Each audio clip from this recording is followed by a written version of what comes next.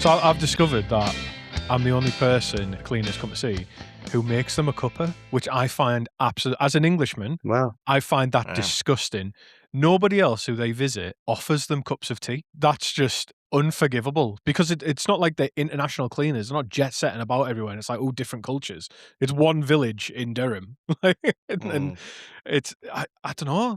Can you imagine? Like, what are you guys like? I mean, I came to your house with a cup of tea, with a cup of coffee, and so you didn't offer me a drink. But I can imagine you wouldn't have let me stand for very long without I'll let you offering use me a my cup. toilet.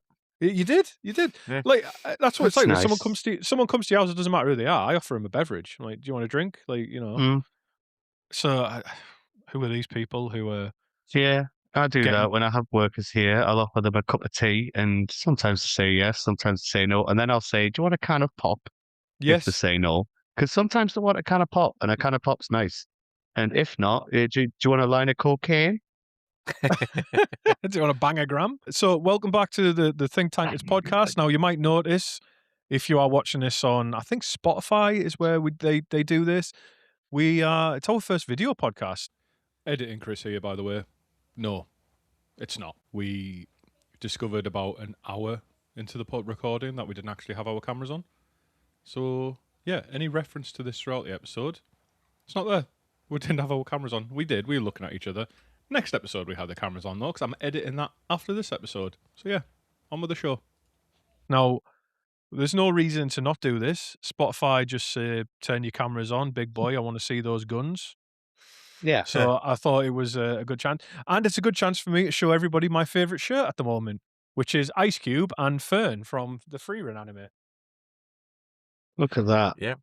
Yep, and that is further demonstration that I am getting old because I am a sucker for Instagram adverts. That they get me. I buy things off Instagram now. Never thought I'd be that person, but I am. If I You gotta be were careful with more in things like that. tune with the anime mangas, I would very much appreciate the T-shirt more. Yeah, it's just You need to watch Attack on Titan, Ian. Me and Chris are one day going to do an in-depth conversation of the politics of Attack on Titan, and Right. you need to go through that whole fucking journey. Otherwise, you'll be like, "What the hell is this? Israel and Palestine? What are they talking about?" It's basically it's all nationalism, isn't it? It's like nationalism versus global. Yeah. Like, well, is it versus globalism or is it just nationalism, racism, globalism, all sorts of. So, really to show my bizarre ignorance, is this like one film or No, it's four, five. Is it 5 seasons or 4? It's I'm not 4 doing that. seasons, but no, they're honestly they're great. 4 seasons, but the last season is like split up between 2 parts, so that's technically 2 seasons, and then they brought out 2 films at the end, which are basically the last. Oh, those films are great, but they're basically the last like fucking 12 panels that have been stretched along 2 films. Right. I have I've got a lot of. I'll try and move my camera, but I've got a lot of anime paraphernalia around there. I've Nathan, got why have you got all a figure of? Why have you got a figure of a girl in a jar? a girl in a jar? Why does that jar say tribute on it? Oh, that's fine. Yeah, that's okay. I mean, talking about undertaking anime journeys, I have just started. Well, I've just this morning downloaded One Piece for like the first 60 episodes. So, yeah. Now you may be asking yourself, why have they titled this episode this? And they're talking about anime. We are trying to get the light things out of the way. Simply Yes. put, Who because leads you into a false sense of security? this episode's going to be a bit of a heavy one. As discussed on the last episode, this is about the band Mayhem and their shenanigans. This is a Nathan episode. And before we get there, this is the Think Tankers podcast. My name is Chris. My name's Ian. And my name's Nathan. And this is a podcast where every week we bring a topic for the other 2 gentlemen to learn about. And this week it's a Nathan episode. But before we carry on and I hand over to Nathan, please do follow our podcast, like it, review it, engage with us, come speak to us on Instagram, email us at thinktankers@gmail.com. We're on Apple, Spotify, everywhere you can get a podcast. And We do all kinds of different topics. So if you've got something you want to see covered, let us know. It really does Oh, help. And if you ever think that you're a worthless pack of shit, that you will never make a damn bit of difference in this world, maybe you won't, but you're if right. you're right, but also do engage with the podcast as well, please. So Nathan, I'm dreading this. So over to you. Yeah. Yeah, a little bit. Look, I'm gonna do the whole spiel beforehand because there is going to be some listener discretion. I want to do some trigger warnings because this episode does contain discussions of suicide, violence, and homicide, self-harm, all that kind of nonsense. So if you're uncomfortable with that, just go listen to the ones about museums. Again, Yeah, that was this nice. yeah, the museum one's like Casablanca's a good one. Basically anything of Hmm. Ian's, it's pretty much a safe pair of hands. Hello. Yeah, Wars are pretty bad. a strong pair of hands. Yeah, strong, safe Yeah, pair of hands. yeah. Nicely narrated. Strong arms, strong, soft hands. Never done a day's work in his life, but there you go. Right. Jeeves. No, that's Chris with his cleaners. Okay. So today's subject is mayhem. Not mayhem as a whole, as in like me just suddenly smashing mirrors or punching a hole in drywall because I've had a Monster Energy drink. The band Mayhem. It's a band whose history is inseparable from a series of real-world crimes that took place in Norway in the early 1990s. And to understand their significance, it's necessary to examine both their musical influence and the events surrounding the Norwegian black metal scene as a whole. So I'm going to ask some questions to the boys first. Um, what do you reckon? Have you ever listened to black metal? Ian, I know you're a big fan of black metal. You just look the Since type. since I was knee-high to a grasshopper, Nathan, I've loved nothing more than the Disturbia music coming out of Norway. Yeah. I have no Chris? idea what it is. I thought perhaps I had until I listened to a song. I picked the wrong time to try and stop swearing. The song's called Chainsaw Gutfuck. And I it's basically it's how someone would describe the anime Berserk without watching it, is that song. Yeah. Um, Yeah. but I thought I had listened to black metal until I listened to that, and then just like when you introduced us to the Shags, I realized how much I don't know about music. Because, like, for Hmm. example, I was like, Ozzy Osbourne black metal, like Slipknot, like stuff that I do listen to. I thought, oh, it'll be that. No, no, no. To the point, this shows my age, right? Well, this shows my age as well. But at one point in our conversation on our group chat, I said to Nathan and Ian, why can't these guys be classy about necrophilia like Avenged Sevenfold? So that really places that gives you some context that I thought Avenged Sevenfold was the classy way of singing about this stuff. Yeah. So yeah, so sorry, again, very long answer. I'd not To heard say anything no. quite like this.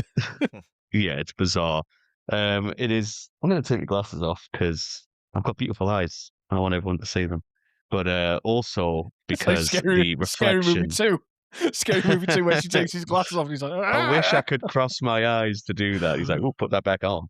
Um, no, right. I've lost my train of thought now. I took them off because I was seeing the reflection of my laptop and it was distracting me. So yeah, black metal it is an interesting genre, a subgenre of metal. Chris, you mentioned Ozzy Osbourne slash Black Sabbath. They would be classed as heavy metal, and Mm. Slipknot would be classed as new metal, spelt N-U metal. Um, but yeah, what's another question? I'm just going to start with a few questions for you, just so I can kind of gauge your interest in heavy music. So, Ian, what would you say, do you reckon, is the heaviest band that you listen to in your time? Not like that you have listened to, that you would regularly go back to and think, I'm going to listen to that. Probably Rammstein. Oh, yeah, Ooh, nice that German was one of my industrial metal. I was just Right. thinking of one Yeah. of them. Yeah, except it's just Du Hast, so I couldn't pick Rammstein. Yeah. Oh, Yeah. Rammstein are amazing. Beyond that, I'd struggle to come up with something really quote unquote hard. Well, they are pretty heavy, Mm. Rammstein, and I don't know if you've ever seen them live, but it's an intense situation when you I've see heard they are Rammstein live. amazing live. I Incredible. think the only other band that might like touch the sides, and ironically, I only know them because of Eurovision, but Lordi, Lordy, yeah, yeah. Lordy, yeah, they're weird. What They're do they like count as? that's it's like fucking glam rock, but in like monster uniforms. Yeah, It's bizarre. Guar is a Scandinavian heavier Gua. Yeah. version. Yeah, Mm. yeah, heavier parts of them. Chris, what would you say is the heaviest band that you listen to regularly, or would you go with Rammstein as well? Um, I think I listen to a lot of like 80s and 90s metal. So Slipknot would be up there. So would Avenged Sevenfold. The Corn count, Hmm. but That's new apart from metal as well, like Slipknot. okay. Then I think Iron Maiden is probably like Master of Puppets. Is one, and there's also another one. I think is it called? Is it One? No, am I thinking of Metallica? One. Metallica is one, and Master of Puppets. Yeah. Right. Okay. Yeah. Not Iron Maiden. Then fuck them. Um, Whoa, Metallica. whoa, whoa, No, whoa, not whoa, fuck them. But like, yeah, whoa. no. I do love Iron Maiden. I'm sure I've listened to a lot of the songs I wouldn't have thought I'd do them, but Metallica I do listen to a lot of. For Iron so Maiden, I reckon. I'll just jump in on the Iron Maiden point. My boss, I don't know if it was this past Christmas or the Christmas before, but after our kind of like team Christmas night out, he took us to Trillions, where his Excellent, brother was playing in an Iron Maiden tribute band as the excellent. drummer. And it was a case of they had like a 3-day residency. So they'd be playing like the discography across those 3 days. So I'm like, well, I know Run to the Hills. It wasn't on that night. You know what? You guys, both you two, would absolutely love Iron Maiden because every single Iron Maiden song is shrouded by history, real world history. Like Run to the Hills is about like the Battle of Little Bighorn and Indians, yeah. yeah, Indians, things like that. And there's like the Rime of the Ancient Mariner, which is all about like um old timey naval battles and things like that. So you should delve into those, and a band called Sabaton as well. Sabaton are I think they're Scandinavian as well, and they do a lot of history related metal. All their songs are about wars and things Okay. like that, like for Fields of Verdun and fucking like the last fight of the samurai and things like that. It's all the albums are concept albums, all based over a certain history. A great song called The Great War, which is about the Great War, which back then they just called The War. They Yes. never really knew how great it was. But yeah, great. I So wish you I are wish you into knew you were in the heavy good. music. I wish you knew you were in the good old days when you were in them. Yeah, I wish I knew I was in the Great War when I was in it because everything just smells like shit and I'm dying and it's wet. But yeah, Great okay. meaning So large or immense. We use it in the pejorative sense. oh right, it's not Uh, that this was a swell war. That Oh, was a great no, war, no. guys. If you Good look game. into the First World War a little bit, it was pretty Yeah. bad. Yeah. GG. The GG war. Okay, so let's start. Let's start talking about Mayhem, who are black metal. And I will go into more about black metal and what makes black metal, according to those who have founded it, we'll say. So, Mayhem was formed in 1984 in Norway by guitarist Joystein Arseth. Now, I'm going to murder and fucking butcher all of these very Nordic names. oh, However, we've got some Nordic listeners as well. yes, that's fine because what the good thing about what these guys have done is they're so fucking up themselves and they're so like like a caricature that they actually give themselves nicknames, code names. So I'm just going to butcher the name once and then go into what their code name is, and then I will be referring to them by their name. So Jostein Arseth, or Euronymous, as he goes by, bassist Jorn Stubberud, or Necro Butcher, as he goes by. Lovely name, lovely guy. And drummer... Also a wrestler. Necro Butcher. There is a wrestler called Necro Butcher. Yeah. And what year is he from? Late 80s, I think. Oh, I wonder if he... Probably if not. there was a bit of I listened to Mayhem. I like How burning pale churches. was he? Ian, how pale was this wrestler? Was it the same guy? I can't picture him, to be honest. I just know If the it name. has, my research has just fucking missed that bit out completely. Yes. I doubt it's the same person. Yeah, I wondered why it said he stabbed a guy really- and jumped off the top rope. Necro Butcher's a good guy. He's a very normal fucking guy. And drummer Ketchil Mannheim, who very cleverly goes by the name Mannheim. Yeah. He couldn't be asked, which is Fair great. enough. I like that. It's just like calling someone Robson. You know? I respect that. I respect that. So, Yeah. for example, when I play online games, my name generally is just Chris. I don't like. Do you know when you've got like all these people who like have an online handle, or where you've got Yeah. like big streamers who have like names and stuff like that. I'm online. I'm Chris. Wherever I can be, I'm just Chris because I'm not answering to two names. Fuck that. Fair enough. Call me Mine's Nate Chris. Frog. That's good. That's funny. Yeah, I it's like good. that. It's a good one. It's a good one. So Euronymous is a black metal icon. It's very important to this tale, so we're going to start with him. He was born in 1968 in Egersund, Norway. Egersund is a very small town with a population of around 3,700 in like the late 60s. And other than that, and the fact that in his childhood he openly rebelled against small-time Nordic life in the most extreme way possible by turning into a fucking mega goth, we know very little about his childhood. And from a lot of black metal artists, we know very little about their childhood. They're quite secretive. He previously named himself Destructor, but decided to later change his name to Euronymous for some reason. I'm Euronymous. struggling to think what this rebellion looked like. It's like, no, mother, I don't want pickled herring. No. Yeah, things like Just that. shame us. No, Euronymous, please. But lazy national stereotypes are always funny. I saw a funny meme where it was like the guys from black metal will live in this house and make the darkest music ever, and it's just the most beautiful little cottage in the woods. But yeah, he changed his name. Euronymous for Chris is a name of Greek origin, meaning widely known or famous. So there you go. Is that why you become synonymous? Yeah, I believe so. Yeah. Or anonymous. Yeah, that makes sense. Anonymous, synonymous, Euronymous. We're fucking learning things, boys. EU. I think there's a link there with EU, like "oo" as meaning all. Oh, Brexit means Brexit, mate. I'm not getting into that.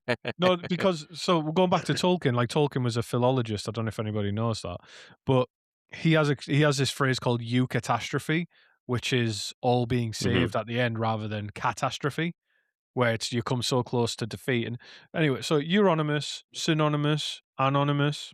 I don't know. Makes sense. Yeah, makes sense. Mayhem were heavily influenced by other heavy bands from the 1980s and before, most importantly, a band called Venom, who they got their namesake from via a song called Mayhem with Mercy that I made you guys listen to. It's a minute long. It's just some eerie music. It's quite strange. Does anyone heard of Venom before? Do they know anything about them? Nope. Just the Spider-Man villain. Well, the anti-hero. Venom, the band, are from Newcastle upon Tyne.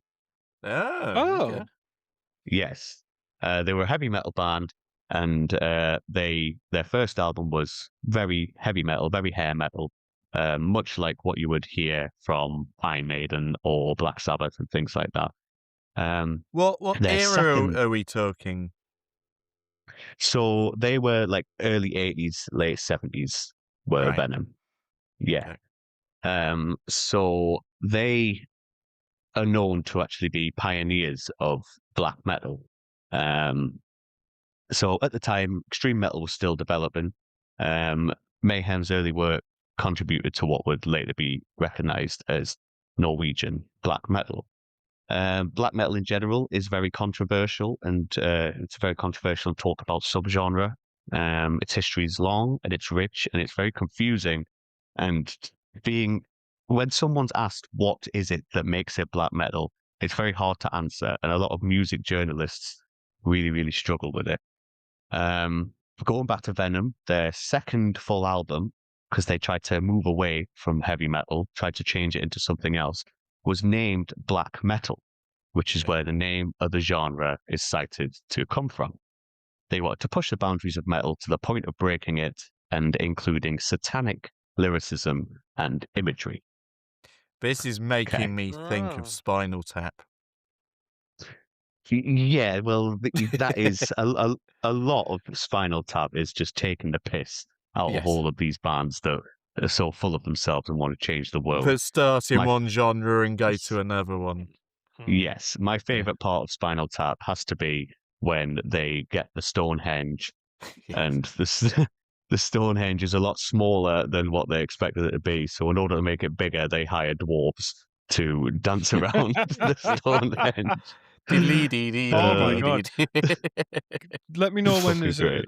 let me know when I can cut back in with a quick language Go. update. So Euronymous is wide ruling, as Nathan said. That is 100%. It was the name of a demon of the underworld, or daemon of the underworld, who ate the flesh of corpses and left nothing but bones.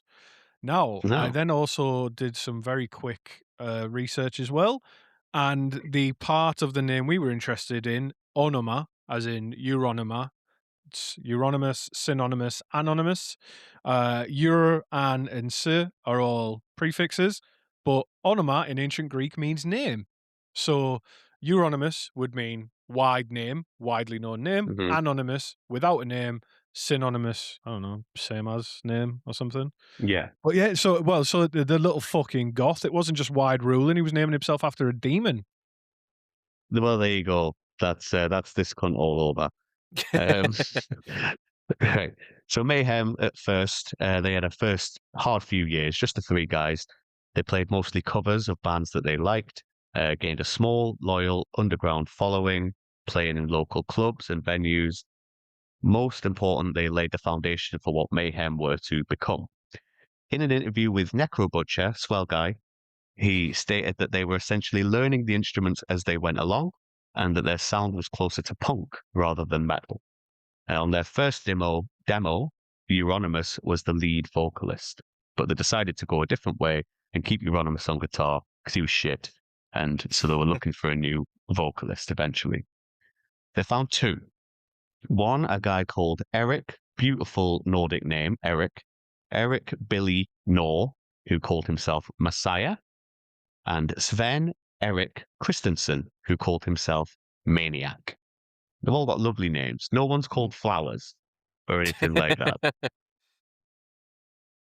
Messiah Wow. practiced with them a few times, but he quit after playing one show in 1985 to focus on other musical endeavors. So he dodged a fucking bullet, basically. And Maniac stayed with them for years and was the lead vocalist during their first EP in 1987 called Death Crush, which is what the song Chainsaw Gutbuck is from, often being cited as an early example of the genre's defining sound, raw production, aggressive instrumentation, and explicitly anti-mainstream and satanic themes. In the book, sorry, anti-mainstream space and satanic things. Like he was pro Satan. yes, And okay, right, okay. yeah, So fuck the popo, love Satan. So this is Euronymous, right? Still, or is this all This of them? is this is all of them. This is the band. This is the album that the EP that they brought out to start with. Right. Okay. Yeah, 'cause I think I Yeah, read that Euronymous was like he's quite an outspoken. I've never come across this term till I read about this fella, theistic Satanist. Whereas, so well, we probably just should do the responsible thing. Note that most Satanists, as we would hear about them in real life now, it's not about Satan as a figure in mythology. It's about freedom. no, It's about do unto others as you would have done unto you. Right. As in, mm, it's about individualism and finding your way in the world and your ultimate expression of freedom. These fuckers are yeah, different. This is a different type of Satan. Don't get me wrong. There might be some Satanists listening to this saying, "Shut up, you fat prick!" Like hail Satan. Like when a lot of people say "hail Satan," they're saying like, "I'm expressing my ultimate freedom without constraints of the world." And I think one of the guiding philosophies of Satanism under like Anton LaVey, Church of Satanism, and that is like look after yourself and find your own freedom and mhm, but destroy your enemy. So it's actually quite a almost like a freeing philosophy. These guys, I think, are differentiated from that in that they seem to believe in Satan as a like demonic physical figure rather than freedom. It's about serving a dark god, yeah. right? Serving a dark lord who is a demonic oppressor. Yeah, it's like Yes. fundamental Christians. This is like fundamental Well, it's fundamental Satanists. Satanism. Yeah. Yeah, I yeah, just want, I don't know how many Satanists listen to this podcast, but all of them.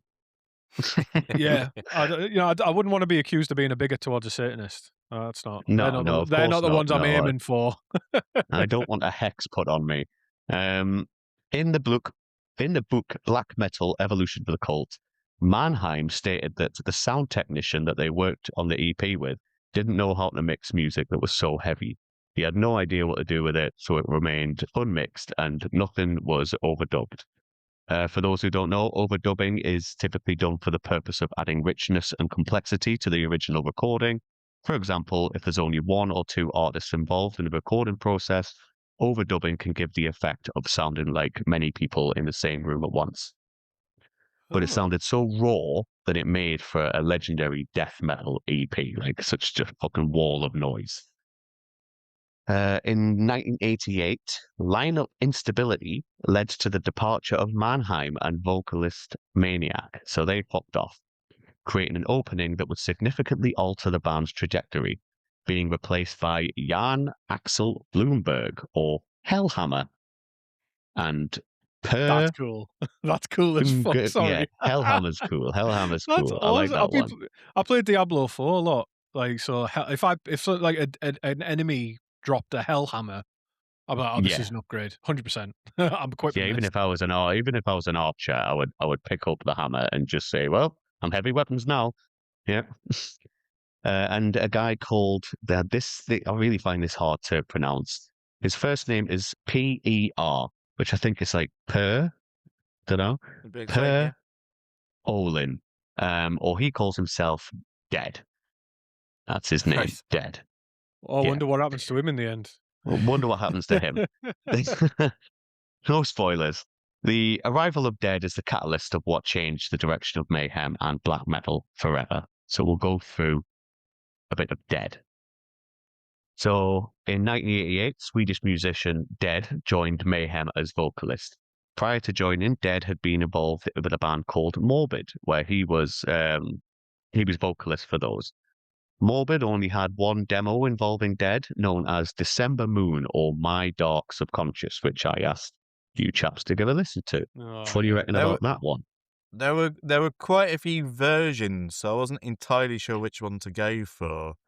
Hmm. I ended up going for December Moon demo. Yeah, Oh, Uh, I that think that that's the would one I be listened to. Yeah, that's yeah. yeah, that's that sounded fine. Yeah, like, that one, I was like, "Oh, that's fine." The voice sounded a little bit whiny, but Yeah. but then unfortunately, the next song he'd asked us to listen to completely overwrote all my impressions of this one. But this one, yeah, I agree with Ian. It was like, all right, yeah, fine. The first one was a bit yeah, eerie. It was a minute long and it was unsettling. And I was like, is that like a weird time signature that I'm just not picking up? Or like, is it using a chord progression that's like, that is purposefully meant to unsettle you? Because I know you can do that. Like, Mhm. But then this one, I was like, yeah, it's a fine song. It's all right, cool Yeah. ish. Going into like how you've said there about how it being like strange progressions and things like that. Your brain is supposed to fill in gaps when it comes to things like music, which is why jazz is so popular, because jazz doesn't let you fill in any gaps or anything like that. It does. Your brain doesn't know where the music is going to go, and it is probably the same in this. You expect something to happen, something isn't happening, so your brain's in a bit of a, oh, I don't like this. This is strange. So I can see how it is that you felt that. So this guy is weird. This Dead is fucking weird, right? When he wanted to come into the band, this is how he asked to come in. He sent a demo of that song, December Moon, which is great. They listened to it and thought, these are the vocals we want. Lovely. He gave them a letter, which was details of the future of the band if he joined, which was great. Ambition. We like it. And then he sent them a decomposing rat that he had crucified himself, Didn't Jared apparently. Leto do this to people? Isn't this the type of shit? Yeah, Was this Jared Leto? it wasn't. No, Jared Leto He copied sent this people guy. dead rats. I don't Yeah. think he necessarily crucified them himself. Well, yeah, you had to send it through the post, so he just sent them the wood and the nails, and he's like, do it the other side. Yeah. But yeah, Yeah. that. Okay, right, Jared Leto. That unfortunately, that's probably not as shocking as it was at the time, because immediately we've got someone who's already weirder, who was in 30 Seconds to Mars.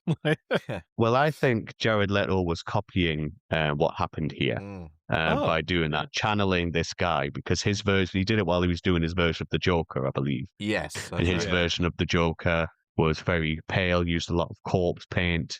He was Oh, very satanic in himself. So I think he copied Dead from Mayhem and was channeling Dead in Mayhem through his method acting, as he says, which is basically his excuse for being a fucking creep.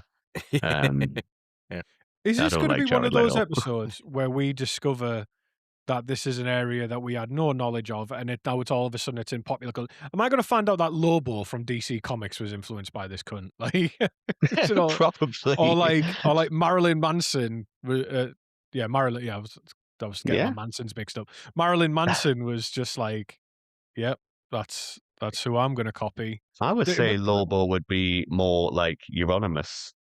If you look up okay. a picture of Euronymous, I would say that's more based off him. So yeah, he sent them the dead rat. They thought this was fucking weird, but the demo's cool. So yeah, you're in the band. Great, always good. Accounts from the band members and associates consistently describe Dead as socially withdrawn and preoccupied with death. Some retrospective analysis have suggested he may have exhibited symptoms of consistent with Cotard's syndrome. Does anyone know what Cotard's syndrome is? No. There's heads are shaking for those just listening. Sorry. Oh yeah. Sorry, audio plebs. Sorry, those listening in the car. He used the word. Oh yes. You said plebs. You did it. You won. You won one dead rat. Fantastic program on ITV2. If anybody's ever watched that, plebs. About Plebs, not my cup of tea. Slaves, yeah. Yeah. Well, one of them's a slave. Coolio? No, he's not called Coolio. Grumio. Grumio. or something. Julio. Oh god. No, I didn't mean it Been like living most of our life, living in a plebeian paradise. Yeah. Coolio, Oh, God. later met by LL Cool J. Good show. It's a Very good show very about the Roma. But shit, sorry, where were you, Nathan? Sorry about that. Cotard syndrome. Right. Cotard syndrome is where somebody believes that they're already dead. But no Oh. formal diagnosis was made. They believe that he felt this way. Well, he did feel this way. He stated that he felt this way. In his childhood, he was severely assaulted by bullies to the point that he ruptured his spleen and resulted in a cardiac arrest, and he actually fucking died and had to be resuscitated. So once he came back, he was very, very different, according to people who knew him back then. He's a strange guy, though. He used to sleep with dead birds under his bed. because he wanted the smell of death to be surrounding him at all times. He was fucking weird.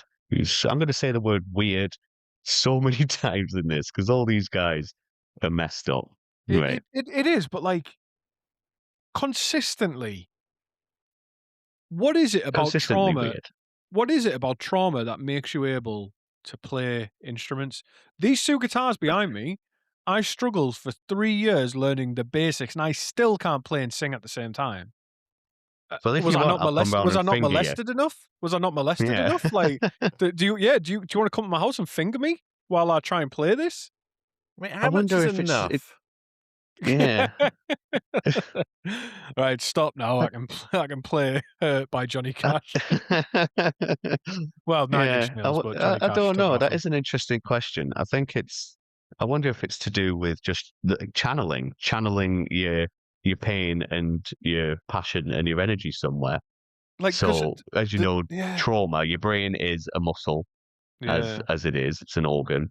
If you repeatedly smash the fuck out of your lungs, they will get fucked up. If you have a lot of trauma, your brain will eventually get fucked up. We know the brain is incredibly delicate and can create neural pathways in different places that sometimes surprise you, places that you didn't actually try to build these neural pathways, and they can just be formed in your subconscious and then built upon from there. So the trauma may just affect people's brains in that way, and then being able to take advantage of the different neural pathways that are being created through music might work. So I'm going to come finger you. That's thanks. Thanks. Watch out for For our the live audio shows. listeners, Chris winked. So that is something that's an underlying question that I think I'd really. If anybody listening has knowledge of this, is there a link between trauma and abuse and the ability to, or like musical talent, or like Art. creative Yeah. art, like art in general? Like, what is that scientific link? I don't just want examples because we can name 1,000 of them, but what would be that, like, what's that, like, neurological link there? In fact, I know a brain surgeon. I'll ask her. I'll ask Yeah. Jelena. Like, I know a brain surgeon. She lives in she doesn't live in Prague. What country's Prague in? Czechoslovakia? Ian, I'll help. proper fuck this up here. I think so. I didn't want a Die Hard moment. Like Helsinki, Sweden. Yeah, Helsinki, Finland. I was in Prague last summer. Czech Republic, fuck me. Jesus, I'm so Yeah. sorry, Jelena. Yes, I know a brain surgeon. I'll ask her. There we go. I'll just ask her. I'll message her Also, on she lives in Instagram. Alaska now. Hey. Way. Hey. We've got some good jokes coming here. We're trying to make this lighthearted. Brain surgery, it's not exactly rocket science, is it? Right. Okay. Let's go. So during Dead's time in Mayhem, the band developed visual and performative elephants. Elements. No That would be elephants. visual. No elephants. No elephants were involved in this. They would be visual. The performative elements that became central to black metal. This includes the use of corpse paint, a style of black and white facial makeup intended to invoke the appearance of a corpse. While theatrical makeup had precedent in artists such as Alice Cooper and the band Kiss, Mayhem's usage was framed as an attempt to reject performance artifice and instead embody death as a concept as a whole.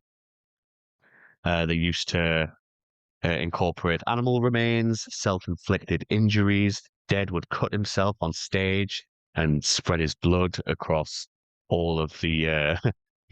Chris, you have a question. Yeah, I thought I'd put my hand up because we're on video. What's the difference between, like, what was the difference between the stage paint that, like, Alice Cooper and Kiss and that were using, and corpse paint? Like, visually, what would be the difference? I think visually, the corpse paint was a lot more haphazard, and it was more of a way that they could lean into this stereotype, but also at the same time have a bit of elitism on their side by saying, well, we're doing it for this reason, not because these fucking posers are doing it. Like So Alice Cooper and they've Kiss would have been frowned upon by these guys. They would have been right. unworthy to wear the corpse paint. They So wanted they to be dead. okay, yeah. They Frank Yeah. Zappa makeup. Yeah, Did they Frank basically Zappa makeup? like Frank Zappa with the they shags. hipstered. Yes, Yeah. they did. Okay. But it was a lot more haphazard. It was basically there's some white, bam, Oh, black, done, and things like that. So like right. a But yeah, different Deadwood. Joker. Yeah. Yes, Yeah. Sounds a yes, bit more Heath Ledger. Uh-huh. it does. Yes, the best Joker, in my opinion. Yeah. So yeah, Deadwood cut himself on stage and off stage around his bandmates, who were almost all of them were concerned about his actions and didn't like it, apart from Euronymous, who used to egg him on, because he's a bastard. And Right. according to the people who knew them both, they did not get along. In the words of the Joker, not one bit. So in 1990, Mayhem began working towards a full-length album, later released as Die Mysteries dom Satanas, which is The Mysteries of Lord Satan. It was translated to. During this period, members spent extended time living together near Oslo in a cute little wooden house in the woods. Very nice. Testimony from surviving members indicates increasing interpersonal conflict, particularly between Dead and Euronymous. They were known to physically fight, and there were stories that Dead had stabbed Euronymous once during an argument, but that has been unproved. You know, sometimes you just get in a row with your mates and you stab them. All the time. All the time. Yeah. So what I'm taking from this, without any other empirical evidence, that if you put a bunch of musicians in a cozy, nice little cottage out in the countryside together, you either get black metal or you get Stairway to Heaven. So that is Yes. a coin flip, like eat every time. Now, I love Stairway to Heaven, so maybe we should be doing more of this if it's a Well, coin that flip every was, time. I think, through it being Led Zeppelin, that would have been the acid that helped them make Stairway to Heaven, rather than whatever the fuck these guys cabin. were on. Yeah, which was just Satanism and their version of Satanism. That was the only drug that they really needed. I don't really know how much, like, what substances they took. They used to drink every now and again, but they were just so fucking involved in their own persona that anything like that didn't really matter. The Dead's mental health appeared to have deteriorated further while he was in his little cabin in the woods, increasing isolation noted by those around him. Members of the band would leave the house for extended periods of time. Apart from Dead, he never left. He would stay locked in the house, alone with his own thoughts. So, on April 8th, 1991, in the house in Oslo, Dead died by suicide at the age of 22, and he shot himself in the face with a shotgun. Really sad, way too young.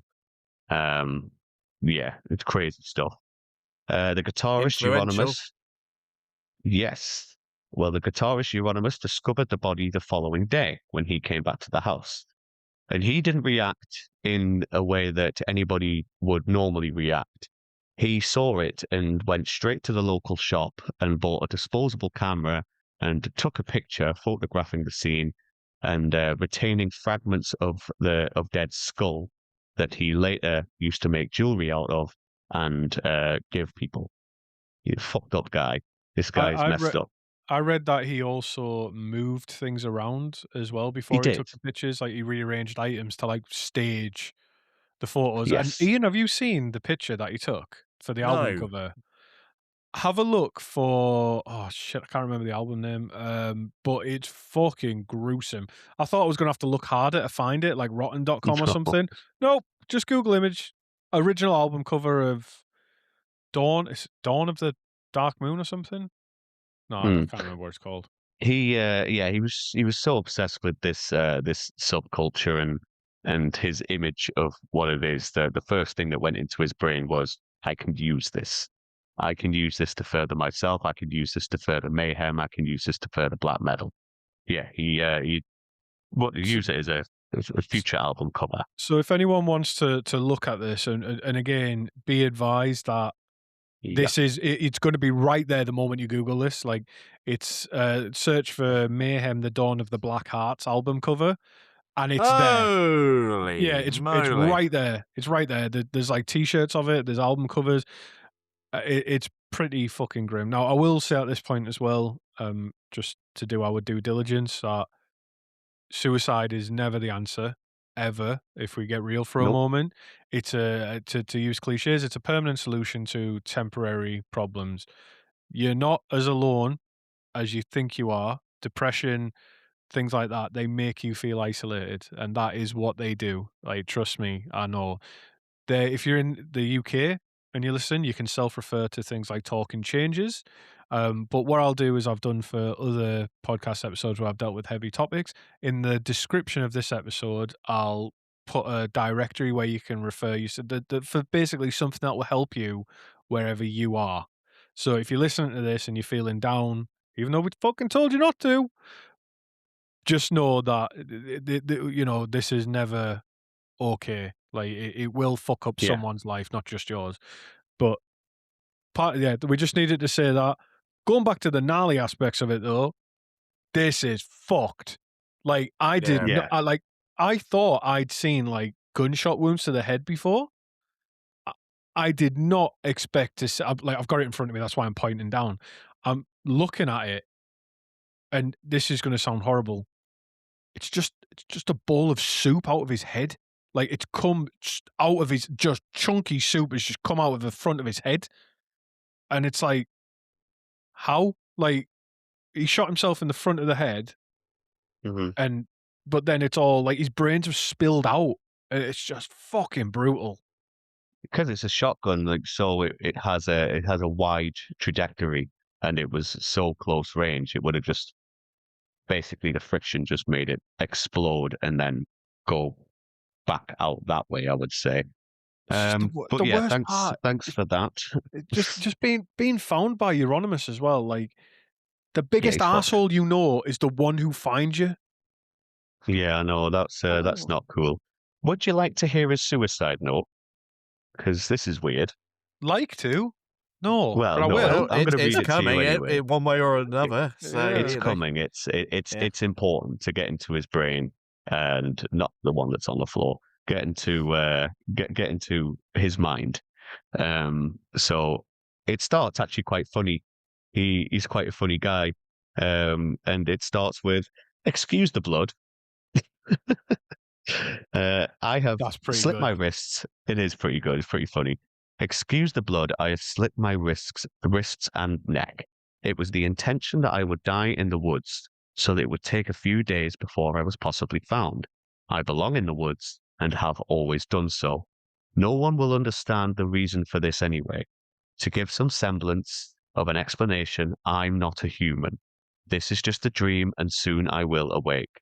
It was too cold, and the blood was coagulating." Yes. Mm-hmm. Yes, thank you. "Coagulating all the time. Plus, my new knife is too dull." Also, pretty funny. If I don't succeed dying to the knife, I will blow all the shit out of my skull. Yet I do not know. I left all my lyrics by Let the Good Times Roll, plus the rest of the money. Whoever finds it gets the fucking thing. As a last salutation, may I present Life Eternal. Do whatever you want with the fucking thing." So Life Eternal's a song, right? And he left lyrics to this song. The lyrics are this: "A dream of another existence. You wish to die.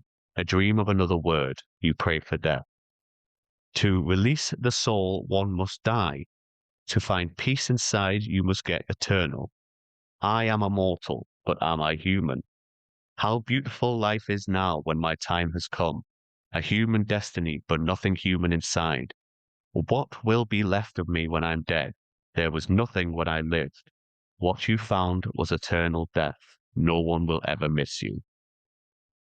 Fucking dog. Jesus. Yeah. How does it? Is that the end? Is that the end of the note? That's the end of his lyrics that he wrote for that song. Yeah. Okay, but is there more of the note as well, or? No, the note's done. The note's done. Right. Okay. Now, at the risk of he's probably handled it the best way, but at the risk of being really insensitive, I was thinking, how would you end it? Like, would you say like kind regards, yours sincerely, best wishes? You can't fire me. I quit. Yeah, like I'd Hope yeah, this finds you well. yeah, exactly. Like how would you? I don't know. Probably best to not dwell on it too long, because that's probably not the thing I should take away from this. It's a That's all, horrible folks. it's a horrible tragedy. It's at 22 as well. And the Here's thing looking is, at you, kid. God, yeah.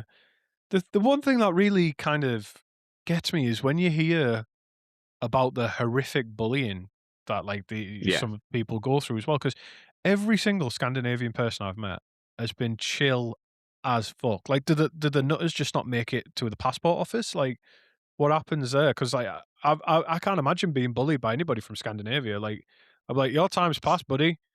Your Let the time's right one They're done. in. Vikings. Let the No more right one in. Vikings. No, not anymore. Yeah.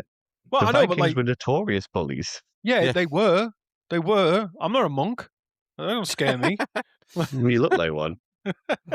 But no, it's always horrible because like as an and I dare say as well, like as an adult with and adult bullying does happen. I do understand that, but Mhm. as an adult who maybe it's because I'm like physically like I can be quite intimidating sometimes, and you know you two aren't like fucking shrinking violets either. The concept of bullying to the point where like you're having like grievous bodily harm done, like having your spleen ruptured and dying from because we've just brushed right over that. This kid at some that Mhm. kid because he was 22, is right? He's a kid, right? Yeah. That kid at Yeah. some point in his life was bullied and beaten so fucking badly that he nearly died. Correct. He What? actually wrote that song when he was 17. He wrote those lyrics when he was 17 years old.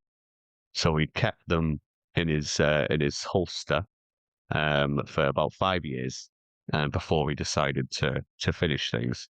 At the risk of Um, sounding like Maud Flanders, like where were the parents in it? Like, sorry, Helen Lovejoy. Where were the fucking parents in this? Like, where were the parents? where were the parents? Did anybody think of the children? Like, what was going No. on? Like, I mean, what this was late 80s, early 90s, Scandinavia, one of the best standards of living in the world. Mhm. And what was it like? Was there any mental health support? Did he spurn it? Like, for any of these No, guys, I don't think he ever requested help. They were very very secluded and very involved in their art form. And even if you told your mom and dad, like, I'm off camping over the weekend. I'm off in this little cabin in the woods. We're gonna go make an album. All right, mate, you go enjoy. You know, be safe. He's like, no, yeah, but ta it's So it's yeah, it's bizarre. tragedy. It's bizarre. And Euronymous is a wanker. So Euronymous eventually bothered his arse to call the authorities um, after he decided to rearrange everything and take a picture and try and put it as an album cover and take some fragments of his skull. I've got a And they question. decided, yes. Disposable camera. He needs hmm to get that at least one of those pictures developed. hmm What the fuck does the person developing the photos think when they're Famously I stoic think, people, or the Scandinavians, aren't they? So, what country was this? mm, Was this in Norway? no? yeah, Although Dead himself was Swedish. Hmm. yeah. Dead himself was I wonder if Swedish. there was a cultural clash because Norway and Sweden not always the best of friends. Yeah, maybe. I think though, if I worked in a shop, like Max Spielman, and a fucking big goth came in and gave me the camera, and I would expect to see stuff like that. I would be like, yes, that fits, fair enough. He's been making some unusual art. There you go, mate. Please Do you leave me like how alone. Never talk to tastefully me again. posed this all was? Yeah. Yeah, he was like, "That's actually quite good. How did you manage to do those special effects?" And Euronymous just grunted and walked away. Just said trade secret. He did, yeah. He said, "I would not be accepted into the circle of magicians anymore if I revealed my secrets." Oh God. um, Yeah. but yeah, eventually he told his other bandmates of what had happened. And the way he did this, he contacted Necro Butcher first, and he said, Dead has done something really cool. He killed himself. In which Necro Butcher was like, what the fuck are you talking about? Like, what are you on about? And he says, don't worry, I took a picture of it all. It's great. We'll use it as our next album. And he said, you're a fucking weirdo. Get rid of all those photos, destroy them, or I'm never joining the band ever again. And Euronymous said, okay, I destroyed them. I've done it. And he just said, you know what? No, fuck you. I'm leaving. So Necro Butcher then left the band, citing moral objections, which is putting it very lightly of this guy is a fucking Fruit Loop. I'm going to end up dead if I hang around him anymore. Which, good decision from Necro Butcher. Good guy, Necro Butcher. Never thought I'd say that sentence. Yeah, Cool I'm guy. about to say a sentence, possibly a new sentence. I'm glad that Necro Butcher was the voice of reason in all this. Yeah. Look, some of these people are the loveliest people in the world. Have you ever heard of Corpse Grinder from Cannibal Corpse? Yes. He's a lovely guy. He is actually addicted to claw machines, and he goes around playing claw machines and winning loads of teddies because he loves to do it so much, and he delivers them all to children's hospitals. Is he the massive World of Warcraft player as well? Yes, Corpse I Grinder know him loves from WoW. I know him from World of Warcraft because there's an interview with him where he's talking about like, I'm a warrior because I'm not a pussy. Like, he's talking about what class he plays on WoW, and like 'cause he's at like midnight launches and stuff like that. Yes, there's I always like, I mean, like Rob Zombie always seems like he'd be a pretty cool guy to hang out with. Yeah, he's Like, pretty chill, very creative. oh Yeah, yeah, as long as you're not in watching one of his films.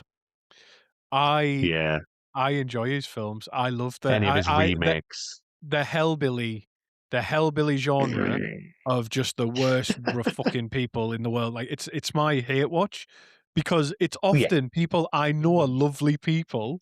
Because like what I love to do is I love to watch a Rob Zombie film, then I like to watch the making of and behind the scenes where you see just how lovely all these people are. Like Big Joe Grizzly, for example, in Halloween, the Halloween remake, him and Tyler Mane absolutely fuck up this public bathroom, like slamming each other into it because they're both massive wrestlers. And then behind the scenes, it's just like they're loving, like they're laughing, they're having a great time. And Rob Zombie does Hellbilly. I think he might be the only person who does Hellbilly, so he does it better than anybody else. So Yeah, it's like David Howard Thornton who does Art the Clown. He's like such a lovely and liberal guy. He's always getting into arguments with conservatives online and stuff. And you're like, this is the fucking same guy that saw someone with a hacksaw from the nape to the chops and further. Shakespeare there, from the nape to the chops. Thank you. Right, we'll get back into it, because this is a lot. Am I right in thinking, if I've got the timeline correct, wearing my historian hat, all this has happened and album number 1 hasn't actually been released? Nope. This is what you used to have to do before social media, and this is how you got attention. Like, if we don't blow within the next 6 weeks, one of us is going to have to die. Yeah, and it might just be me because I'm the best looking, and so it would be sad. It would be the saddest. Ian sounds the nicest, so we'll just cut out his tongue. And Chris, you could be like Paul McCartney, and you can just ride on our dead coattails until the end of time. Yes, I could still play kazoo without a tongue. You could. That's the name of your biography. Okay. A kazoo without a tongue. How did a very quick aside before we get back in? We're right. This is we're going to call this the breather. Going to have a very nice breather of something fun and relaxed. Ian this week has done an open mic, and he said he was going to do some Billy Joel on his kazoo. Yes. How did that go? It went down very well. I did. I played around a bit with the lyrics, specifically for that audience, because I know that audience. It's the same people who go to that event. Admittedly, some of them weren't there, but it's a community of people that Sam, the open mic guy, has cultivated therefore, I rewrote the lyrics of Piano Man to Kazoo Man. You don't even So need to do that, because for a song called Piano Man, he plays a fucking awful lot of harmonica in it. Yeah. there's a lot of harmonica, so that is the kazoo bit. But Right. the chorus is basically, play us a song, you're the Kazoo Man, play us a song tonight, we're all in the mood for a melody, and frankly your stand-up is shite. And then I'll Very good, very good. I Oh, thought you would have lovely. changed it to like we didn't. Please go ahead. I do have some video footage, but because I needed my actual phone for the lyrics, I entrusted it to other people. So I don't think I've got a proper intact version. But once we finish up here, I'll take a look at that. You could have Right. changed. We didn't cut down the sycamore gap. Oh, I was thinking about that tree yesterday. That's so not an original thought in the world. Right. No. Okay. That's the breather over. We're going to get back into black metal now, Nathan. Okay, so following these events, these horrible events that have just happened, Euronymous opened up a record store in Oslo called Helvet, which is translated to hell. Very original.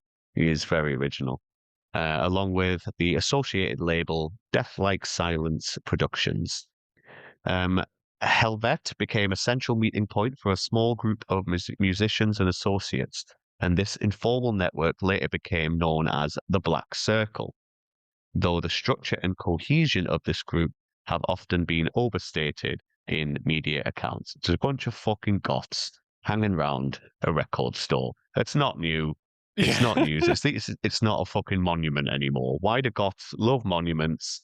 They just say, well, that's a statue. I'm going to fucking sit there and smoke weed. I used to do it. I would still do it if I didn't have children. It's just the way we are. Euronymous was a ringleader of this cult, and he was constantly citing the death of Dead in unusual speeches and attempts to rouse audiences and crowd. He would say that Dead killed himself because black metal was becoming too mainstream, but that was a fucking lie. He killed himself because he was pretty fucking bonkers. In all of Dead's dreams and hopes that were shared through his original letter to Mayhem to join, and there was letters to a pen pal, which he always talked about the success of Mayhem and how he wanted Mayhem to thrive. It showed that he always wanted his art to carry on. He just lacked the capacity to do it at that time due to not having a head anymore. But basically, he did have issues with things being too mainstream and bandwagoners, but it wasn't to the point that he wanted to fucking kill himself. But Euronymous, once again, using that as his own opinion. I mean, to counterbalance that, as cults go, willfully misinterpreting someone else's death for your own reasons is a fucking banger of a first move. That's a good foundation. Yeah, I mean, you've martyred him. You're essentially like you martyred him to the cause, right? That's what he does. Yeah, he has his martyr now, and he's just fucking running with it. Yeah, I mean, right. he might be a dick, but the guy understands cults, right? He's good at marketing. Yeah, he is. He's good at marketing. So we need new members of the band now. So one of the most prominent figures associated with the environment the Black Circle created was a guy called Varg Vikernes, a sole member of a band called Burzum. So he just used to create his own music on his own and put it out there. He joined the band in 1992 as a bassist, and he was following the new rules and regulations that Euronymous has stated to be black metal. One of the rules was be a Satanist.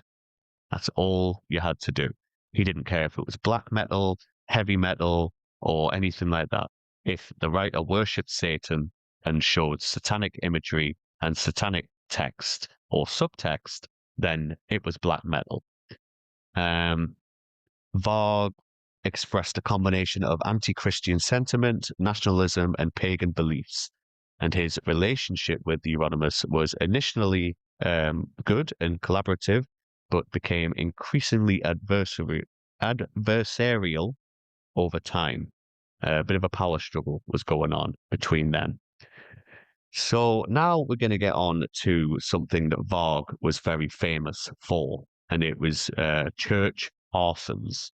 Now, Chris, you knew about these church arsons for a while. 50 or around about 50 of these beautiful wooden churches were burnt and set on fire for the purposes of actually, why do you think these churches were burned by this guy Varg and other black metal artists? Why? Would So I'll it let Ian be go. Yeah. would it be symbolic of Satanism? That is one reason. Yeah, Chris. So I was not expecting when because I've known about these for a while and I didn't realize it was linked to the bands as well.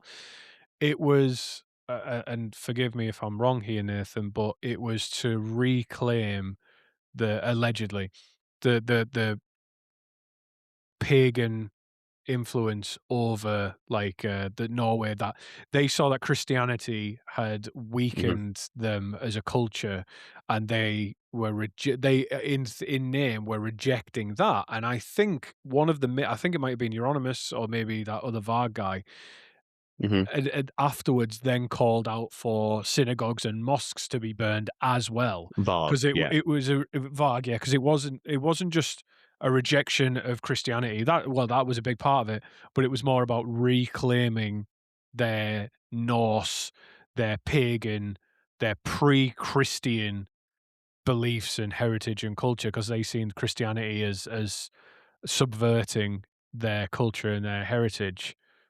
Um, Hmm. which was so that's like I'd known about that, and what I was very surprised about was that everybody who was arrested in connection with it was without exception a black metal involved with black metal in some way. Correct. I thought Every single one. every single fucking one of them was involved with black metal in some way. I thought it would be blown way out of proportion. Like, oh, there was this thing going on, and it turns out like there was this whole revolutionary type group, and some of them happen to be related to black metal. Sorry, no, every single one of them that was involved with these church burnings, where over 50 churches were burned or attacked. Some of them failed. They were all related to black metal. So, like, it's Hmm. one time that it perhaps wasn't blown out of proportion, and it was Yes. proportionately reported upon because it was crazy. Like, Yeah. Yeah, you're both right. You are both right because there are multiple reasons for it. One, say satanic imagery. They would take pictures of these burning churches, and these bands would use them as album covers. Um, Chris, once again, correct. They felt that their Viking heritage was being stomped out by namsy-pamsy Christians. So it was a headbutt towards that. It actually failed in that retrospect because these churches are now all tourist attractions and have basically brought to light, in the Christian terms of things, the power that these buildings can still stand and create hope and love out of what has tried to be crushed. But another weird reason, and this reason is fact, and it was through letters towards Euronymous from Barg, and it was marketing. It was marketing for black metal. So they wanted the world to know about black metal, but not in a way that they have to be mainstream, like bands like Kiss and Alice Cooper and things like that. The news started talking about them and accrediting the black metal community to these attacks. Suddenly, everyone in Norway were talking about black metal, and that's how they wanted it to be. did it So work? yeah, that Like, worked. like, Yeah, was there a direct correlation between burning churches and making money from record sales for it black wasn't metal about the money. artists? It wasn't about the money. They just wanted to be known, and that did work. Everyone in Norway were talking about black metal then. It's not about the money. Between It's about sending a 1992, message. it is. It's about sending a message. 1992 and 1993, when it happened, a series of church arsons occurred across Norway. One of the earliest and most significant was the destruction of the Fantoft Stave Church in 1992. Historically significant wooden structures, some dating back to the medieval periods. But yeah, Varg openly admits to it all. He didn't do all of them, but Varg also claimed to have murdered a man in Lillehammer, but that turns out to be bullshit. It was actually Bard Guldvik Eitun, a drummer associated with black metal, who killed the man. There was a lot of weird shit going on around that, though. Like 1992 and 1993, they were trying anything to get attention. So bizarre. So in early 1993, Varg contacted journalists, and that's when he provided information suggesting that the individuals within the black metal scene were responsible for the arsons. So they didn't know who was doing it. He was the one that said it was us. He told them. So it shows marketing. He wanted it. He wanted them to know. And this resulted in significant media attention, including coverage that framed the scene as organized and ideologically driven. While some participants embraced this attention, others, including Euronymous, viewed it as destabilizing. So Varg had a growing dislike for Euronymous, especially after his disapproval of Varg's master plan of burning churches for attention. Varg was a very influential guy, and as soon as enough people in the black metal community started to listen to what Varg was saying and liked his vision and didn't like Euronymous fighting against it, they started to dislike Euronymous for his lack of vision. So he sort of started to get stripped of his power, and he did not like that. So those two suddenly fucking hated each other's guts. It was a big power struggle within the black metal cult leadership. So, according to Varg, Euronymous hated him so much that he hatched a plan to kill Varg. Varg said that he caught wind of this and wanted to confront him about it. They had to do a contract signing for the album that was coming up, and instead of setting a time and a place, Varg just suddenly decided, I'm going to drive 500 kilometers to Oslo unannounced to do it there and then with the new guitarist called genre.Look or Blackthorn. Imagine being called Snore. Very tiresome name. Snorlax. Snorlax Rook Blackthorn. Next time I catch a Snorlax, I'm going to call it Blackthorn. That's a good Snorlax name. They arrived at Euronymous' apartment at around 3 a.m. and let themselves in. Euronymous was sleeping, but when he woke up and saw Varg, he panicked. Varg said that this was because he was going to kill him. He attacked Varg by kicking him in the chest, and Varg threw him to the ground. Euronymous was then sitting on the floor for a while, when suddenly he shot up and ran to the kitchen to grab a knife. So Varg pulled out a pocket knife out from his pocket. That's where pocket knives are kept. Knives, not knives. Varg prevented Euronymous from getting to the kitchen, so he didn't get a knife. Then Euronymous ran to his bedroom to apparently get the shotgun that Dead shot himself with. Turns out he did not own this shotgun. It was a complete bluff. But Varg, fearing the worst, gave chase to Euronymous to stop him. Euronymous suddenly changed his mind and then started to run down the stairs.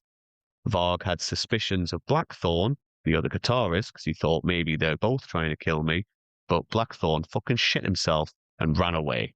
So Varg just assumed he had no idea what the hell was going on here. Euronymous then fell to the floor, broke a lamp, and started swimming in the broken glass in only his underwear, covered in cuts and bruises and blood everywhere. Oh, God. Euronymous then jumped up and attacked Varg again, so Varg, in his words, finished him off and stabbed him directly in the skull with his knife, killing him instantly. Jeez. Varg then followed Blackthorn and convinced him to give back his car keys as they drove home. So on August 10th, 1993, Euronymous was killed in his apartment in Oslo. fucking bleak. Yeah, that's the That, end of Euronymous. oh God. Oh wow. I mean, he sounded like a dick by all accounts, and Oh yeah. like. I mean, is it trash taking itself like the trash taking itself out kind of thing? Like, the dickheads killing dickheads? Like, is that Mm, like it doesn't sound like there's been. I mean, Dead sounded like an odd fella, but he didn't. He wasn't evil, and Necro Butcher, reasonable guy, got the hell out of there. hmm It just, yeah, this guy I've got a far less sympathy for because Yeah, he I, just seemed like he I got never. what was coming to him. You know. Yeah, I always say no one deserves to die, but the world is sometimes better off without certain people.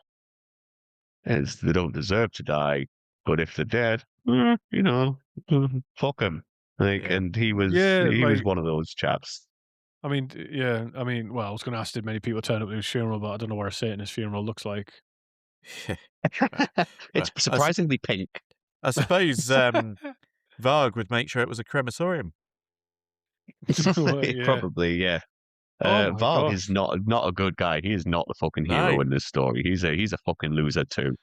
Yeah. Like, So with with the death of Euronymous, did the church burnings are they all stopped by this point? Did they carry on? Like, what the was? church burning stopped. Black metal was actually halted as a whole for a while. Mayhem were over. It was done for that Oh, okay, point. yeah. So they couldn't. Yeah. So what? Varg was convicted of the Yeah. murder, along with charges related to arson and weapons possession, and he received a 21-year sentence, which is the maximum under Norwegian law at the time. Mhm. Blackthorn, his account was wildly different, and he later admitted that Varg had planned to kill Euronymous all along, and that Blackthorn was convinced to be an accomplice. And so he was convicted as an accomplice and sentenced to 8 years in prison. So he admitted to that, sending himself down through the guilt. So I'm actually believing Blackthorn's tale of events over Varg's. I don't think Yeah. Euronymous planned to kill Varg.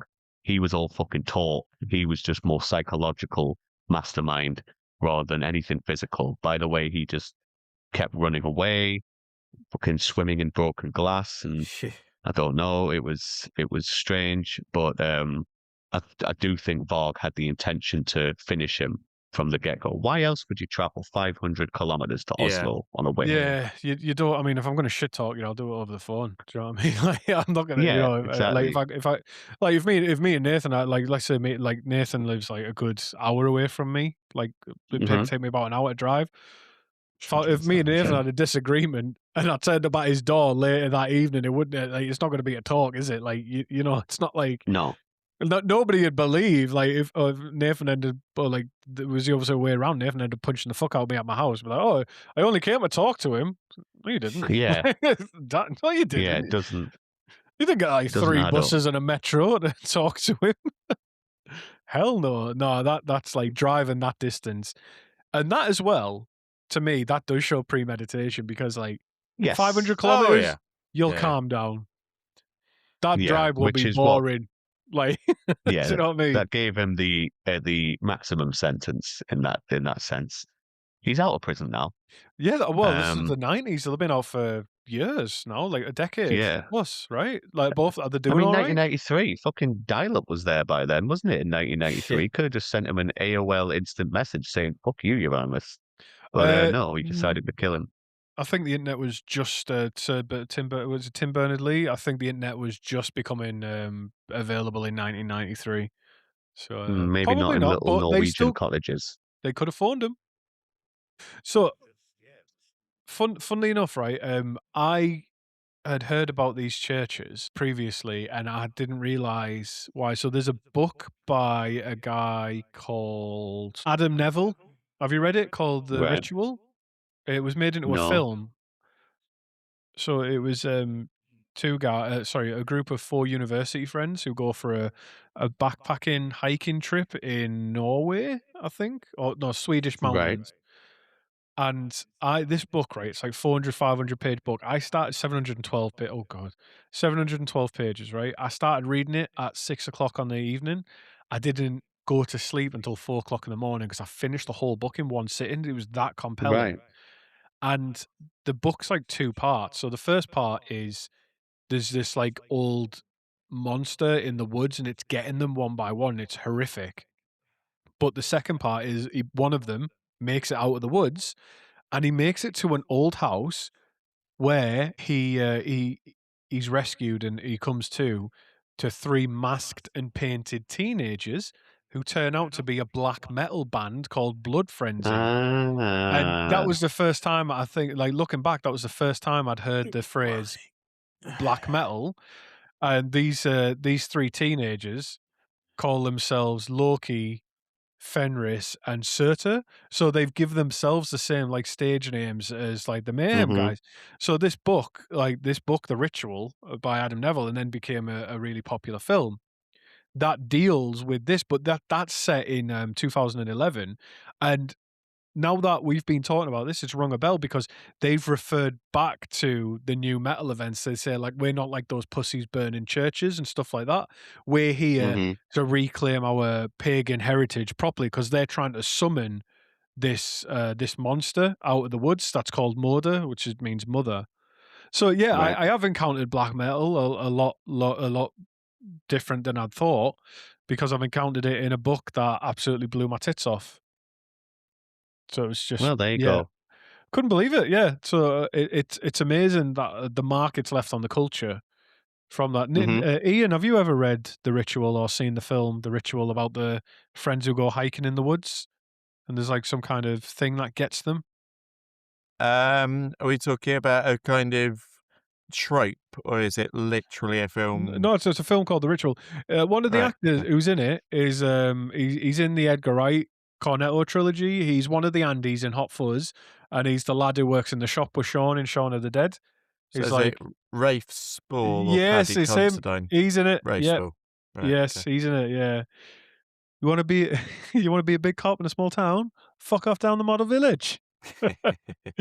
But yeah, it's a really good film if you haven't seen it, and I don't know if the film deals with the black metal side of it, but it is literally the second half of the novel is these three teenagers who plan to sacrifice the survivor to the monster, and they're like the quote unquote proper black metal band, and well, like all the tropes are there. They're called Blood Frenzy. They give themselves Old Norse names. They want to reclaim their pagan heritage, and they do. And I think there's reference to them setting fire to stuff as well. So what an interesting. Because one of the things I was going to ask you, Nathan, was Mhm. what are some of the things that black metal's left on the culture? Like, because there's obviously like tropes. Like, who has it influenced? Do you think that we might know of? Oh, it's influenced quite a lot. Um, I'm not sure maybe what it is that you would know of. There's a band called Gallows who Heard of Gallows? Yeah. you've heard of Gallows, yeah, they're a British hardcore rock band, hardcore metal. Um, they were fronted by a guy called Frank Carter from Frank Carter and the Rattlesnakes. If you ever heard of them, a few of Uh-huh. their songs do talk about like the black metal and the church burnings and things like that. Um, trying to remember what song it's called. I think it's called Leeches, and from the top of my head, I believe the lyrics go, um, "I won't drink the wine, and I've got nothing to lose. A million Hail Marys won't save you now. We're burning all your churches down." So it's that's one thing that I can think of.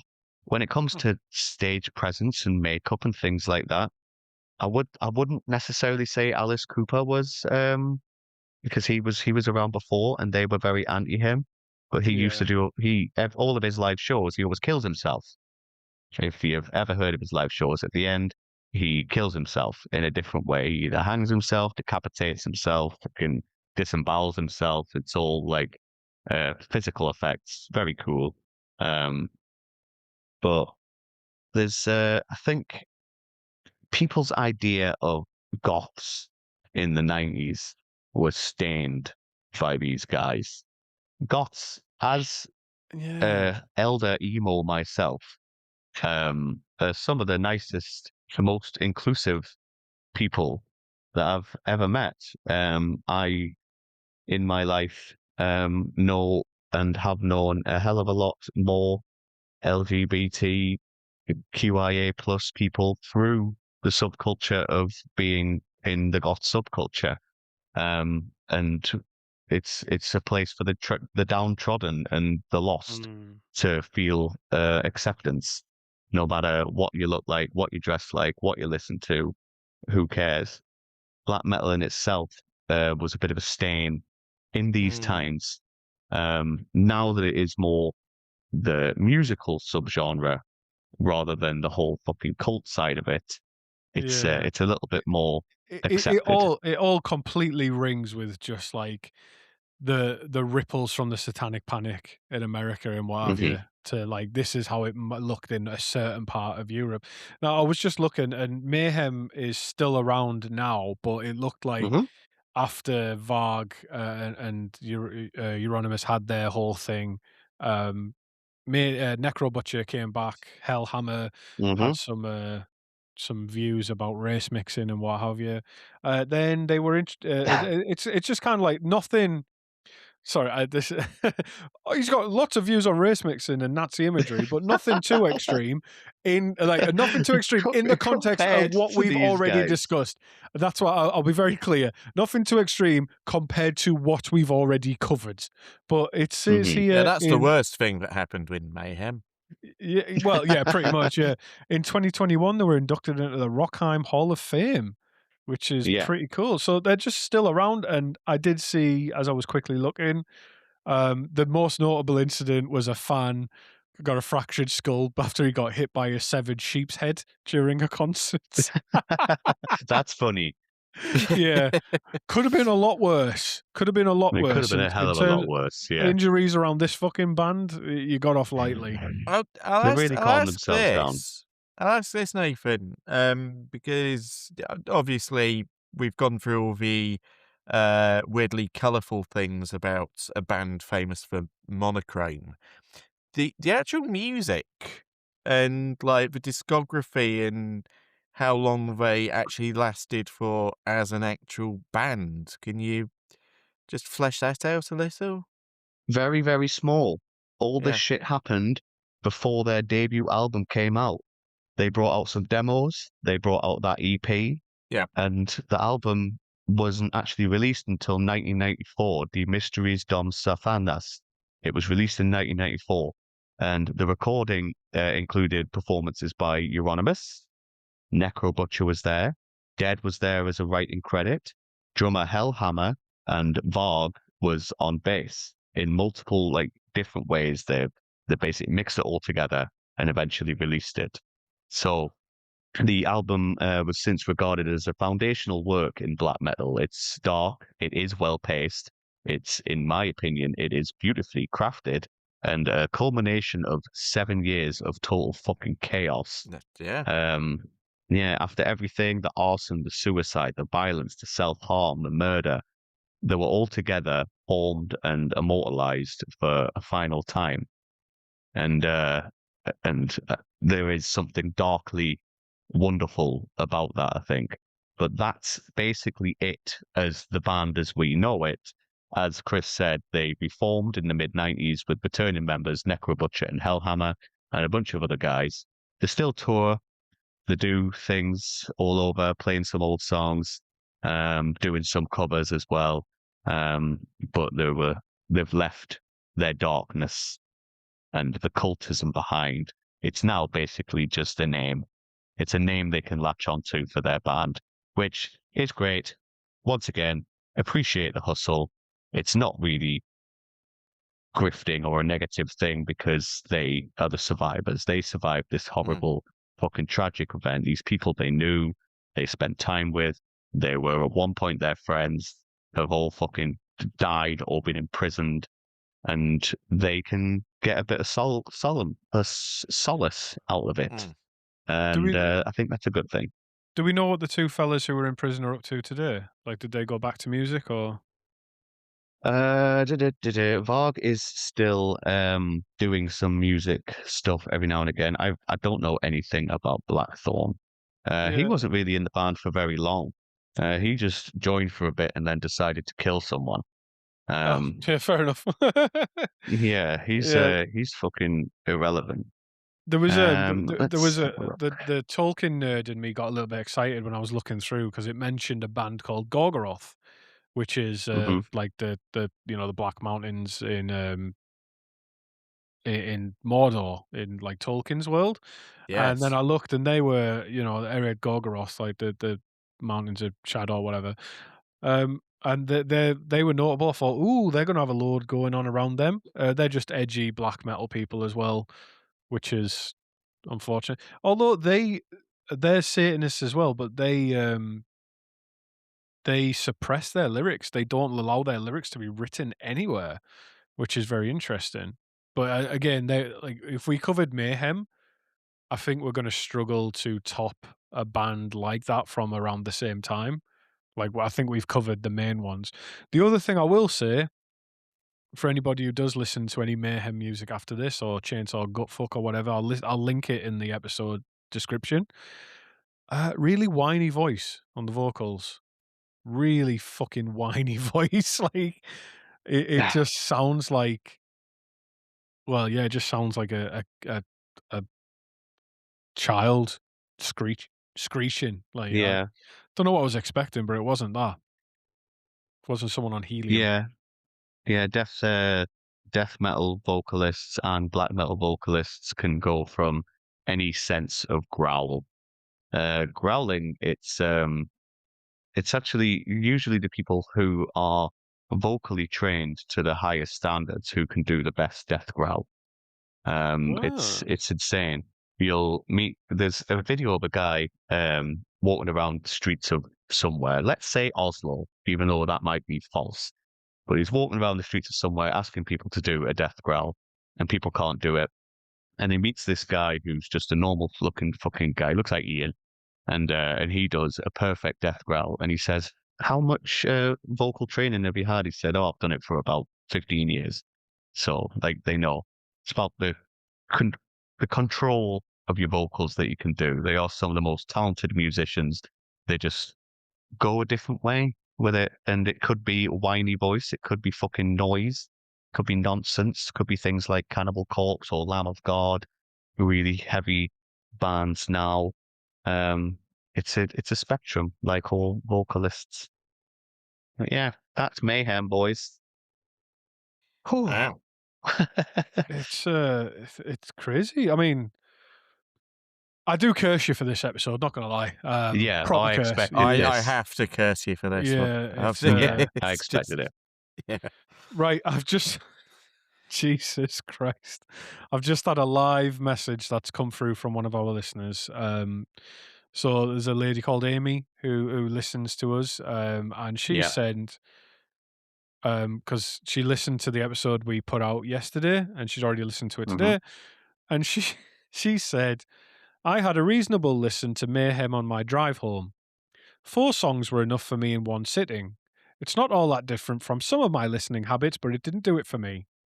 So I listened to My Pal Foot as a palate cleanser, which auto played King Missile, Detachable Penis after it. So I ended up happy and amused.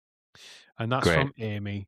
Thanks for that, Amy. Thanks for writing Thanks, in. Amy. Mm. Thanks. You've really brought the mood up from this. So thanks. Good I job. went from me. It's just what have you put out there into the world, Nathan, where someone has listened to My Pal Foot as a palate cleanser. That Yeah. is absurd. But yes, write in stuff like that. I love that, and I can answer it live. Well, not live for you, it's live for us. On I'm air. gonna Now, make the Spotify playlist a thing. oh I've god, decided. Cool. yeah. The think tanked Spotify playlist. That's going to That's be right. horrendous. So I've got the It's 3 gonna be songs bad. that we were given for this episode. I'll do 2 from the Shags, and then As Time Goes By from Casablanca. Excellent. Yes. That's pretty cool. Cool. That's pretty cool. That's And it That's can only grow from there. That's a weird evening. It sure is. I'll be honest. Now, and for those people who are still here at the end of the episode where we've cursed that bastard Nathan, I'll just let you know that this wasn't actually our first video episode because it hasn't been recording the video this whole time. We've just had our cameras turned on, and I'm the one who does all. I do the mixing and everything, so it's completely my fault. I do apologize. So tune in next time to our first video episode. Cycle 4 will be our first video cycle. Yes. Yeah. Oh god, it is. Yeah, it's our next batch, isn't it? So next episode is the history of RPGs Part 2, where we are going to talk about the history of the D20, the 20-sided die. We're going to talk about Dungeons and Dragons all through the years, which I've already covered on the end of last episode, so you know what's coming up. It's going to be a lovely deep dive. It'll be about 2 hours because I've got to limit some episodes. You feel like you got to stretch to 2 hours. This is an episode I've got to limit it to 2 hours. You've got to cut it down. I do have to cut it down ruthlessly, and then after that, I mean, do we know what we're covering coming up, guys? Is there been any? It's my go afterwards, and I'm pretty set on going because it's been making my stand-up recently. I'm going with the East Midlands folklore hero himself, Robin Hood. Excellent. Oh shit, that's gonna be awesome! Yeah. Oh my god, we're finding this out in real time. That's so cool. Yep. Oh fuck, I'm so excited. If you want to do some homework of going back and watching some of your favourite versions of the folklore, be my guest. Men in Tights, gotta be Men in Tights. I love it. All the furries, watch the one where he's a fox. You know. Oh no, it's a great film. It's a fucking great film. I don't care if it's me being a furry. It's hilarious. I quote that film on a day-to-day basis, saying "Be gone, long one." Is what I always say. One more hiss out of you, hiss, then you'll be walking to Nottingham. Snakes don't walk; they sliver. Yeah. It's fucking brilliant. That's proper pepped us up. Now, Nathan, not to put you on the spot. Do you know what you planning for your next episode? Yeah, I'm going to go back into roller coasters again, and we're going to talk about John Wardley, and who is a very famous roller coaster designer. And within that, we are going to go basically into the psychology of roller coasters as well, and why we like them. Why do we look for these thrills? Why do we want to sit in a little box and hurl ourselves at fucking stupid miles per hour for 30 seconds of fun? And it should be good. Yeah, it's going to be nerdy. Not much I won't do for 30 seconds of fun, I'll be honest. I'll be completely upfront about that one, lads. Right, well, there you go. You know what's coming up, so enjoy it, right? It's been a lovely episode. No, it hasn't been a lovely episode. I don't know why I said that. It has been a horrific episode. However, as always, it's been incredibly informative. So thank you so much for that, Nathan. And no worries. Don't forget to engage with us, like us, leave a review, share us with your friends. Show your nan this episode for a laugh. Just for the crack. Just tell her that. This is the one to start with. Much like Black Mirror, if you start with the first episode, it's the one where the guy fucks the pig. You should start with this one.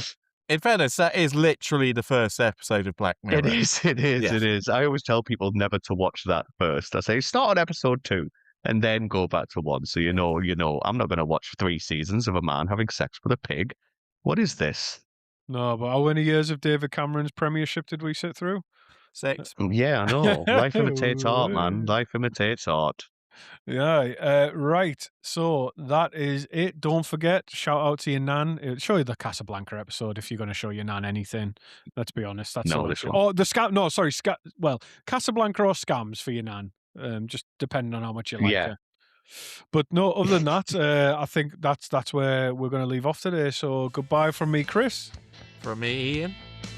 And from me, Dead. Oh, bye. Rest in peace.